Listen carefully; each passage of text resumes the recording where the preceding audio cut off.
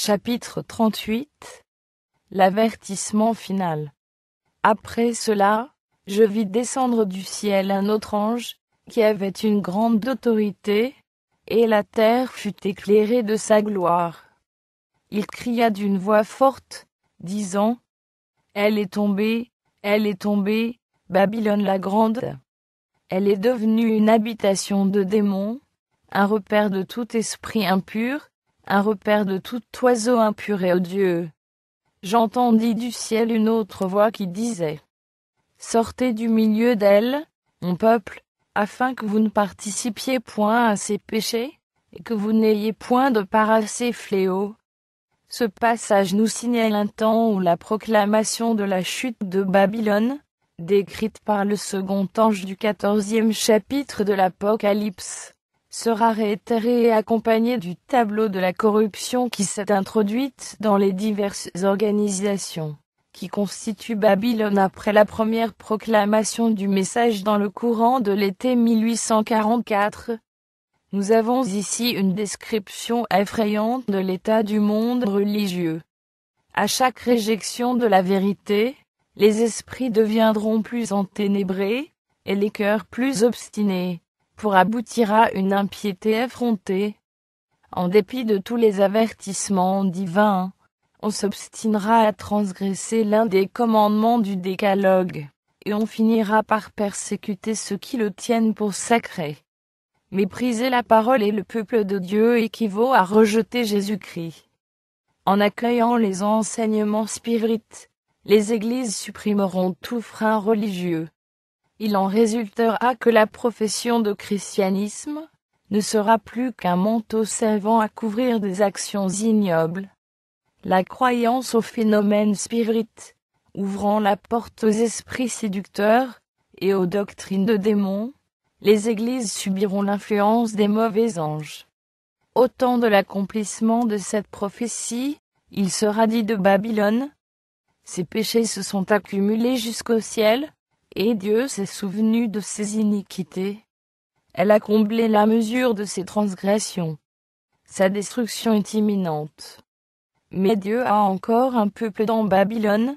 Avant l'heure du châtiment, ses fidèles seront appelés à en sortir, pour ne point participer à ses péchés, et échapper à ses fléaux. De là l'avertissement symbolisé par l'ange qui, descendu du ciel, éclaire toute la terre de sa gloire, et dénonce avec véhémence les péchés de Babylone, et fait retentir cet appel. Sortez du milieu d'elle, mon peuple. Ces proclamations constituent, avec le message du troisième ange, l'avertissement final donné aux habitants de la terre. Le monde va au-devant d'une terrible crise. Les nations de la terre, coalisées pour faire la guerre au commandement de Dieu, décréteront que tous, petits et grands, riches et pauvres, libres et esclaves, sont tenus de se conformer aux usages de l'Église en observant un faux jour de repos. Quiconque s'y refusera sera passible de peine civile, et finalement déclaré digne de mort. D'autre part, la loi divine enjoignant l'observation du jour de repos du Créateur, exige l'obéissance et menace de la colère de Dieu celui qui en transgresse les préceptes. La question étant ainsi posée, fouler aux pieds la loi de Dieu, pour obéir à un décret humain, équivaudra à recevoir la marque de la bête. Ce sera accepter le signe de soumission à une autorité autre que celle de Dieu.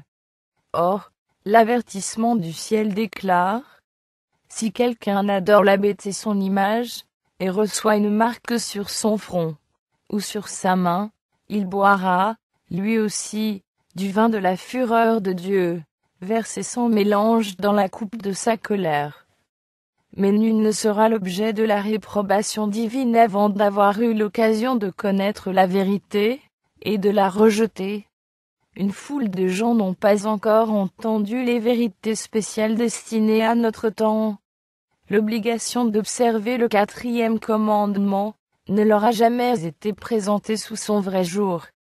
Celui qui lit dans les cœurs et voit tous les mobiles ne permettra pas que ceux qui aiment la vérité ignore l'enjeu et les conséquences du conflit. Le décret ne surprendra personne. Chacun recevra suffisamment de lumière pour pouvoir prendre position en connaissance de cause. La question du jour de repos, le point de la vérité particulièrement contesté, sera la grande pierre de touche de la fidélité. Lorsque les hommes seront soumis à cette épreuve finale, une ligne de démarcation claire et précise sera établie entre ceux qui servent Dieu et ceux qui ne le servent pas. D'une part, l'observation du faux jour de repos, conformément à une loi de l'État opposée au 4e commandement, constituera la soumission à une autorité en conflit avec celle de Dieu. Et, d'autre part, l'observation du vrai jour de repos selon la loi de Dieu sera une preuve de fidélité au Créateur. Tandis que les uns, en acceptant le signe de leur soumission au pouvoir terrestre, prendront la marque de la bête, les autres, en choisissant le signe de la fidélité à l'autorité divine, recevront le sceau de Dieu. Jusqu'ici, les propagateurs du message du 3e ange ont été considérés comme de simples alarmistes. On a qualifié de vaines et d'absurdes leurs prédictions annonçant que les États-Unis glisseraient un jour dans l'intolérance religieuse, l'État et l'Église unissant leurs efforts pour persécuter les observateurs des commandements de Dieu. On a hautement affirmé que jamais ce pays ne reniera son passé, et qu'il restera toujours le champion de la liberté religieuse. Mais au moment où l'obligation d'observer le dimanche sera sérieusement agitée, lorsqu'on verra s'approcher l'événement déclaré chimérique, le message du 3e ange provoquera un effet qu'il n'aurait pas pu produire auparavant. En chaque génération, Dieu a chargé ses serviteurs de censurer le péché, tant dans la société que dans l'Église. Mais le monde aime entendre des choses agréables et supporte mal la pure et simple vérité. Au début de leur œuvre, bien des réformateurs s'étaient promis d'user d'une grande prudence en dénonçant les péchés de l'Église et de la nation. Ils espéraient, en donnant l'exemple d'une vie pure et chrétienne, ramener le monde aux doctrines bibliques. Mais l'Esprit de Dieu s'empara d'eux comme des lits, lorsqu'il censura les iniquités d'un roi impie et d'un peuple apostat.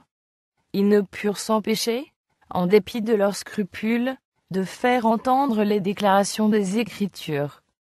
Ils éprouvaient l'obligation de prêcher la vérité avec zèle, et de signaler le péril que couraient les pécheurs.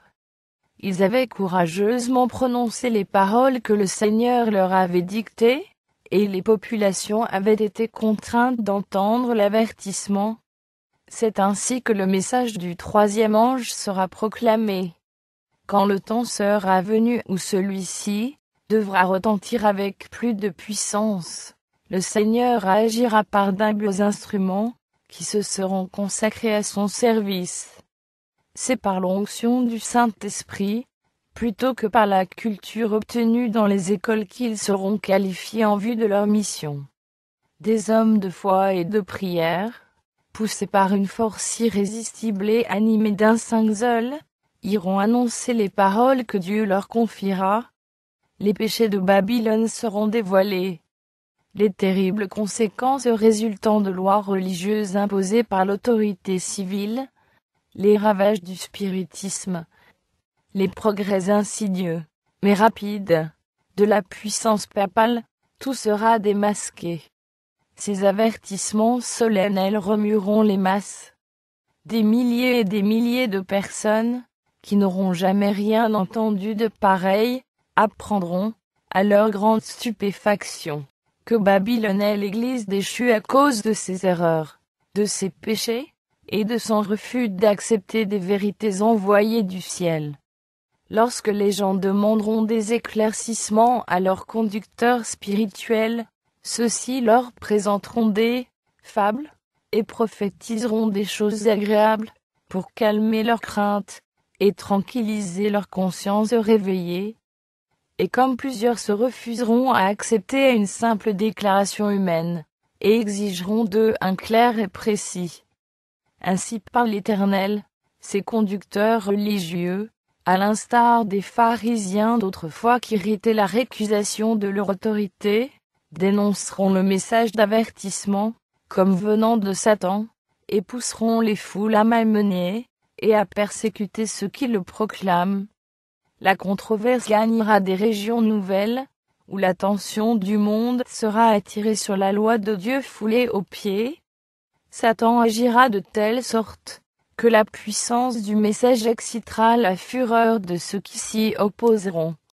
Les pasteurs feront des efforts presque surhumains, pour empêcher la lumière de parvenir jusqu'à leurs troupeaux. Par tous les moyens dont ils disposent, ils s'efforceront d'empêcher la discussion de ces questions vitales. Le mouvement dominical devenant plus hardi, l'Église fera appel aux bras puissants de l'autorité civile, catholique et protestant agissant de concert. Au nom de la loi, les observateurs des commandements de Dieu seront menacés d'amende et d'emprisonnement. Quelques-uns se verront offrir des situations influentes, des récompenses et des avantages matériels. Loin de renoncer à leur foi, ils répondront invariablement, comme Luther. Montrez-nous par la parole de Dieu que nous sommes dans l'erreur.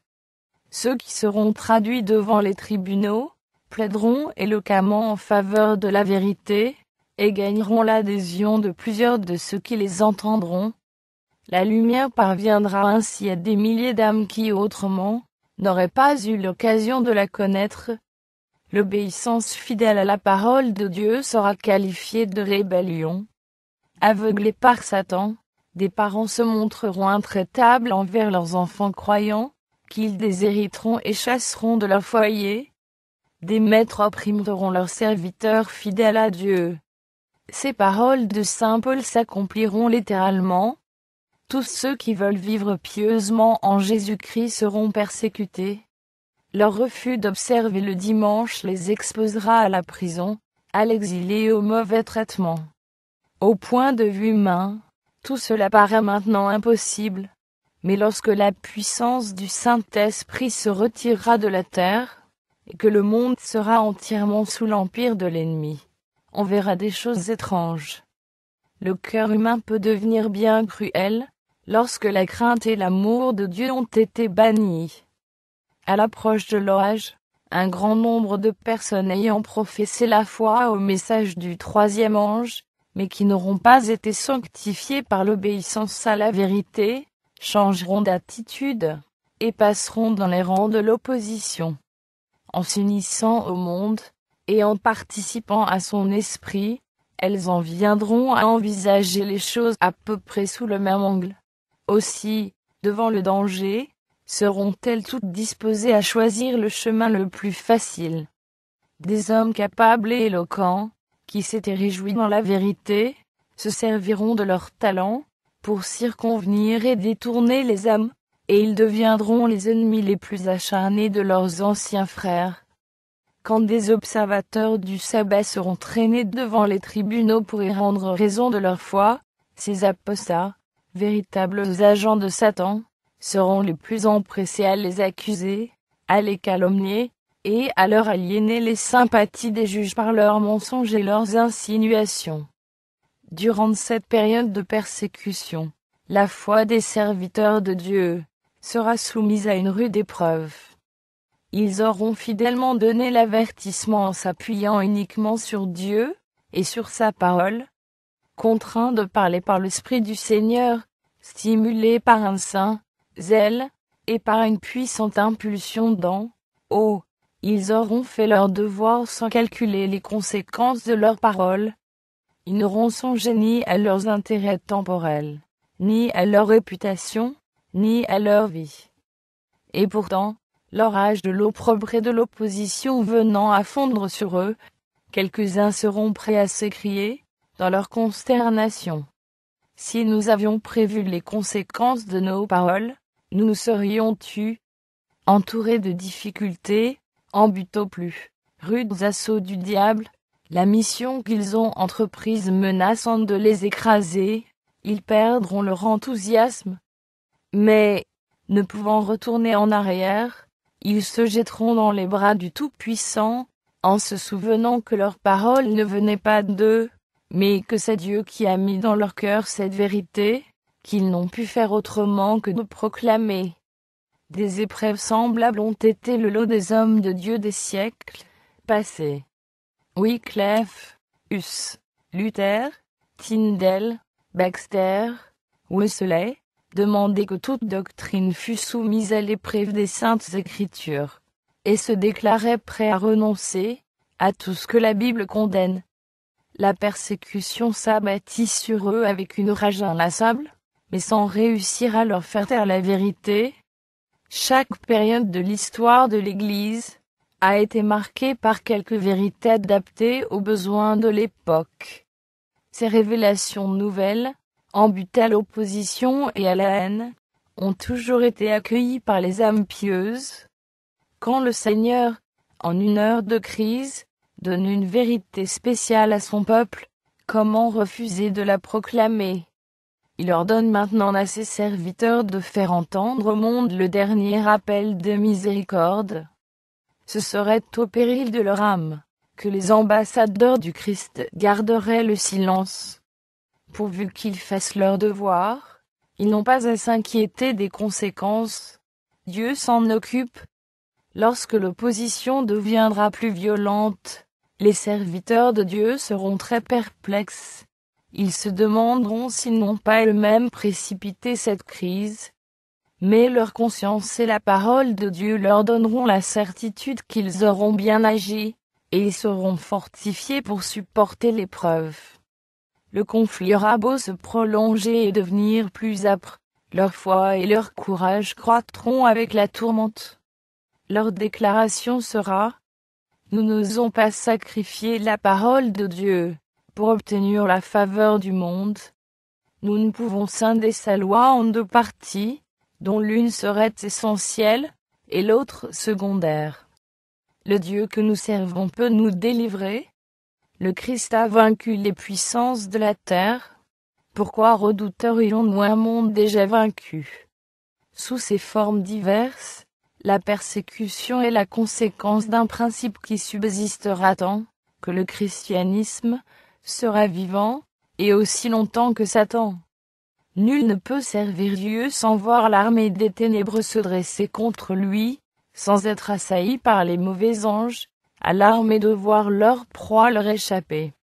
De faux croyants s'unissent aux esprits malins pour le séparer de Dieu par des offres séduisantes, et, quand celle-ci échoue, pour recourir à la contrainte, et violenter sa conscience. Mais tant que Jésus-Christ plaide dans le sanctuaire céleste, l'influence du Saint-Esprit se fait sentir tant chez les magistrats que parmi le peuple. Elle s'exerce dans une certaine mesure par l'intermédiaire des lois du pays. Sans ces lois, la condition du monde serait bien pire qu'elle n'est.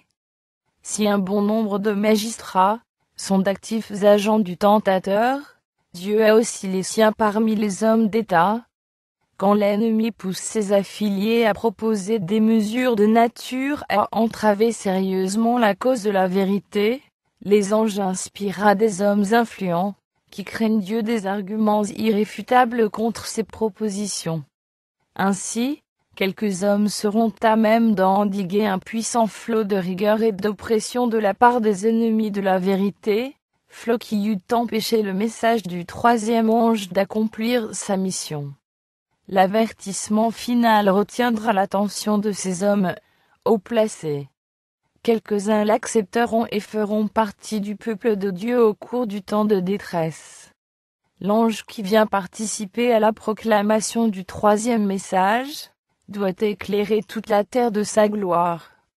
Cette parole annonce une œuvre universelle d'une puissance extraordinaire. Le mouvement adventiste de 1840 à 1844, parvenu à toutes les stations missionnaires du monde, fut une glorieuse manifestation de la puissance de Dieu. On assista alors, dans certains pays, au plus grand réveil religieux qu'on eût vu depuis les jours de la Réforme au XVIe siècle.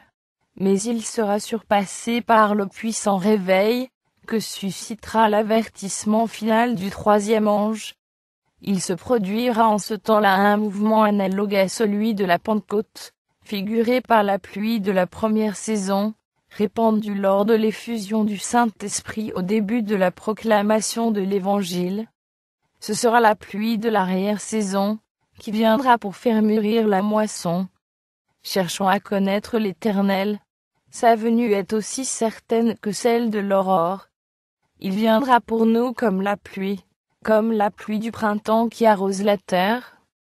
Et vous, enfants de Sion, soyez dans l'allégresse, et réjouissez-vous en l'Éternel, votre Dieu, car il vous donnera la pluie en son temps. Il vous enverra la pluie de la première et de l'arrière-saison, comme autrefois. Dans les derniers jours, dit Dieu, je répandrai de mon esprit sur toute chair. Alors quiconque invoquera le nom du Seigneur sera sauvé. La proclamation de l'Évangile ne se terminera pas avec une puissance inférieure à celle qui a marqué ses débuts.